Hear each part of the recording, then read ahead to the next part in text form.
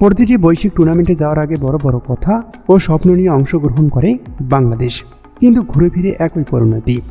কত আসর এলো গেল, বাংলাদেশ ক্রিকেটের উন্নতি না হলো।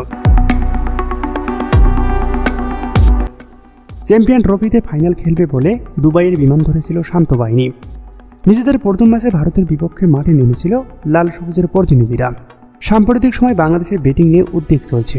ভারতের বিপক্ষে প্রথম ম্যাচে ব্যাটিং বিপর্যয় পরে 35 রানেই 5 উইকেট হারায় টাইগাররা।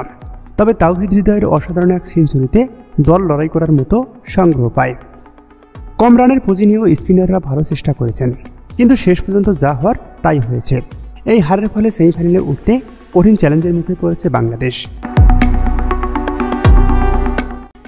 পরবর্তী 2 ম্যাচ বাংলাদেশের প্রতিপক্ষ নিউজিল্যান্ড ও পাকিস্তান।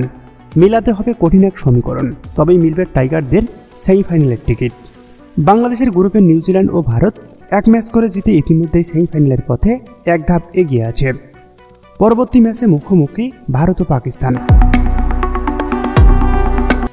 ভারত জিতলে তারা চলে যাবে সেমিফাইনালে, আর পাকিস্তান জিতলে বাংলাদেশ ও নিউজিল্যান্ডের লাভ।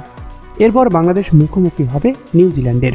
সেই ম্যাচে জয়ের কোনো বিকল্প নেই টাইগারদের, এবং সর্বশেষ বাংলাদেশ ও পাকিস্তান ম্যাচে জয় পেতেই হবে টাইগারদের, অন্যথায় বাদ পড়তে হবে এবারের আসর থেকে। সর্বশেষ কথা একটাই, ভারতের বিপক্ষে ম্যাচ হেরে কঠিন চাপে বাংলাদেশ, আর 1 ম্যাচ হারলেই বিপদ।